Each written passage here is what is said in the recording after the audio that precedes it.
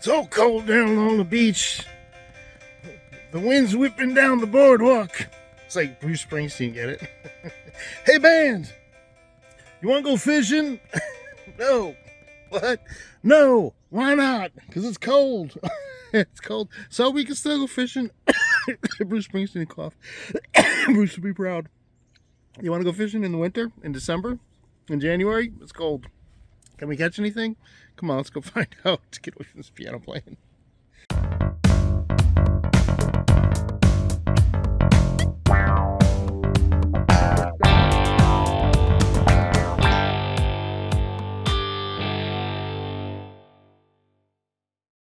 All right, how about that Bruce Springsteen imitation? Yes, thank you very much. Okay, so here's the deal. We're going to do a couple things. We're going to go down the beach. We're going to use the usual baits, right? We got some little fish bites here. We're going to cut up a couple of pieces. We got some frozen shrimp left over from Clem's before they closed. I know you want to have fresh bait, but this is what I got. So this is going to be the standard here. I can't use any minnows, right? Because they closed the mullet season. You can't use them between November and December 31st. Well, I guess you can use them now because we're going into the new year. But anyway, going to give the shrimp a try. And what are we going to catch? So we're looking for, whiting. Definitely going to be out there. Hopefully some puffer and black drum would be great. And right off the bat here, we got ourselves a nice little whiting, kind of a little guy. So we're going to let him go. But just to get started, that's a great way to start off winter. And then followed up by the second fish I just talked about, a black drum. Yes, black drum. Everybody does like the black drum. But he's a little small, so he's got to go back too. But I'm off to a good start. Now, the thing about winter fishing is it's very hit or miss. Now, you can see I got my waders on because the water is really cold in the winter. And sometimes the wind is really cold. So you get down there and you want to make sure you have maybe a couple of sweatshirts on, a hat, it'd be nice to have some gloves. And then I caught what I'm looking for, a really nice big fat whiting. Now, look at this guy. He's looking pretty good. I'm going to get out the measuring stick and we're going to check him out. Let's see how big he is. We're going to get him off the hook. He took the fish bite. He took the shrimp. That's what I'm looking for, whiting. If I could fill a bucket with those, I'd be so happy. But look at this guy. Going to measure him right here. Look, that is about 14 inches. 14. Can you see that? Yes, 14. Nice. Sweet. All right, moving on. Day 2. We went back to the beach. Now, the problem here was it was low tide, but I'm going to use the same bait. I'm going to do everything the same way. I've got these 1/0 hooks on here.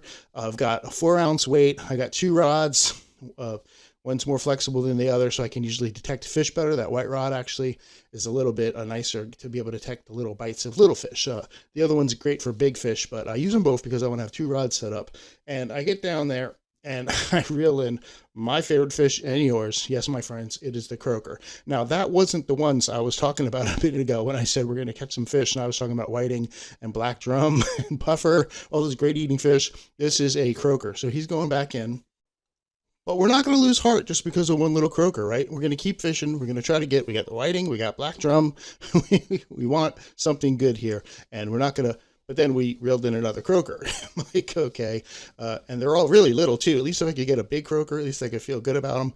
And I caught another fish after that, and it was a croaker. So I said to myself, all I'm going to catch here is croaker. And so what I do is I will tend to move. So I picked up my gear. I walked down the beach, 20, 50 yards, whatever it is. And I just reset up because I'm like, I'm going to get away from those croaker. There's nothing there with croaker. I'm going to find some whiting. So I got all set up again, started reeling in, and got a fish right away. And it was a croaker. It's another croaker. So apparently I've run into a swarm of croaker. And here I caught another croaker. And that's one croaker after another croaker. After another croaker. So I'm going to do what I always do when I'm catching a lot of croaker, and that is pick up and move and walk down the beach. And I'm just going to continue to do this. Actually, what I should have done is I should have gotten the car and just found a totally different, beach to go to, another access point to go to. But I didn't. I just said, let me just keep walking down the beach and see if I can get away from these croaker. And lo and behold, I did I did not. Can you look at my face? I'm so disappointed. Another croaker, and this is just not the day. And the sun's going down, and I'm like, gosh. Now I will say, doubled up on croaker. It was low tide, and I found in winter I don't really like to fish low tide because I feel like the fish are going further out. I like to fish a rising tide. So this time, instead of moving, I just got my stuff and left. Then I thought I had some errands to run. I had a little bit of Christmas shopping to do, and I had to go down to Southport. I wanted to get my car inspected because I had to do the registration. So I was like, let me go down to the pier, and maybe there'll be some puffer. Now, I also made a mistake here. it was low tide here as well. It might have made a difference. I'm not sure. A big boat sitting out there, which is kind of cool, big ship. And there was nobody, look, nobody on the pier. So I was like, I'm going to get I'll get the best spot because no matter where I want to fish, I can fish. And so loaded up again, the same thing, fish bites with some shrimp. And I'm going to try it here and see what I can get. And really hoping not to get a croaker, but I would really like to get a black drum here because, or even some puffer, that'd be great. But I pulled it in and it's not a croaker. Yeah, you might have thought it was. It's not. Look, it's a silver perch, and they're very common in winter. I seem to catch a lot of them in winter. Here's another one, but they're very small. Now, if you can get a bigger one, they're actually not bad eating, but these were so small. It was like, was that 5 inches or something like that? And so I'm just going to throw him back. And I just started moving around the pier trying to find different places to fish. But every time I put it in, this was like the croaker story all over again, but it was these silver perch. And he's not bad. He's getting a little bigger. Like I said, if I could catch a big one, I'd probably keep him. Then I tried the other side of the dock and I'm like, oh, I'm going to try here. And I got a bite and it was pulling and I'm like, oh, this feels really good.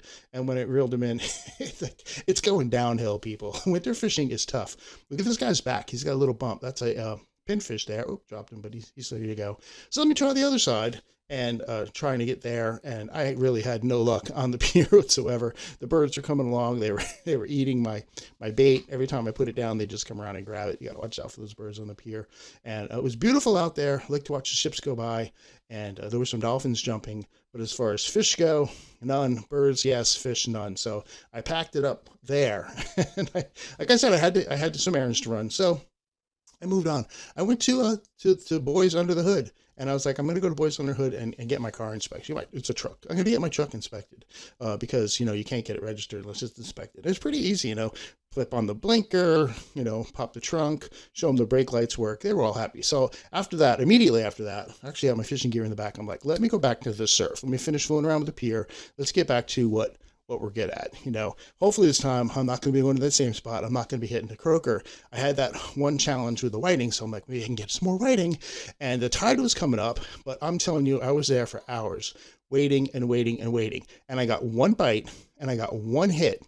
And this is it. This is the one fish. I was down there for like maybe an hour and a half, 2 hours actually. And I had, I seriously never even lost any bait. There were no croaker. There was nothing. There were no puffer except for this one big fat whiting, which I was really happy. And my neighbor Mike was out walking on the beach and he'd had some shoulder work done. So he was trying to get some exercise and he just happened to be there when I was catching the fish. And he's like, that's a good one. Put him in the bucket. And I'm like, yeah, he's going in the bucket.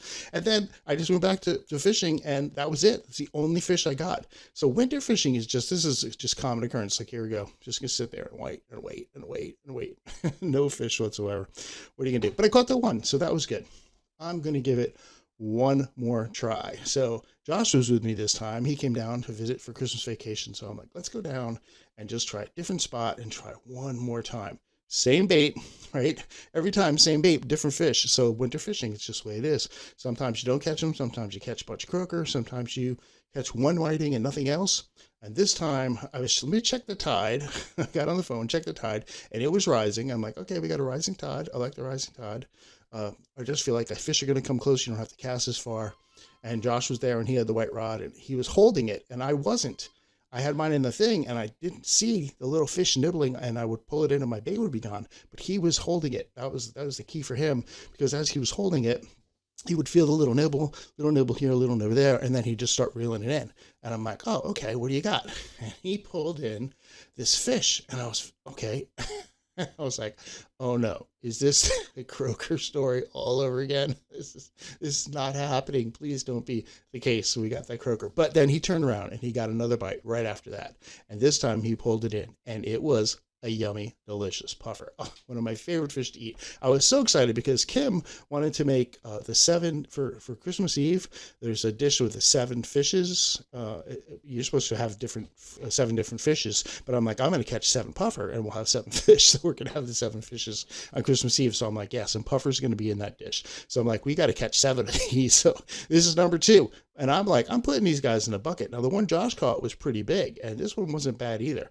So I'm like, yeah, throwing him in the bucket, and I put a little water in there, a little ice, and Josh caught another one right after that. And now I'm like, this is nice. This is what I wanted to happen when we were catching the croaker, but I wanted it to be puffer. I'm like, yes, now we're catching one puffer after another puffer after another puffer, and they're going in the bucket.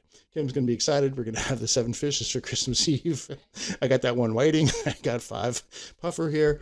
But the thing is, there's a little willet came around, came to visit, trying to steal the bait. I throw them the tails. They're kind of fun to watch. But the thing is, not every puffer is a beautiful puffer. And so you kind of got to be selective. Like, I don't want to keep a really little puffer. And I got this one guy and I was like, I think he's kind of little. Actually, that one was a good one. That was Josh. So this next one I'm going to pull in right here. I'm like, this one seems kind of little. And I kind of showed it to Josh and he's like, yeah, you could probably let that one go. So we took that one off and he was totally in agreement with me. So I'm like, okay, I'll just throw him back in the water. Taking a look, yep, throw them back. And then, so that's it. We caught a whole bunch of puffer, threw a couple back and kept the rest. And that's winter fishing. So sometimes you're going to get out there, you're going to catch just some silver perch. Sometimes you're going to get out there and just be croaker, croaker, croaker. Sometimes you're going to get out there and you're not going to catch anything but one whiting. And then sometimes you're going to catch a whole bucket of puffer. It's slow, it's cold, but it's fun. Get out there, let's go.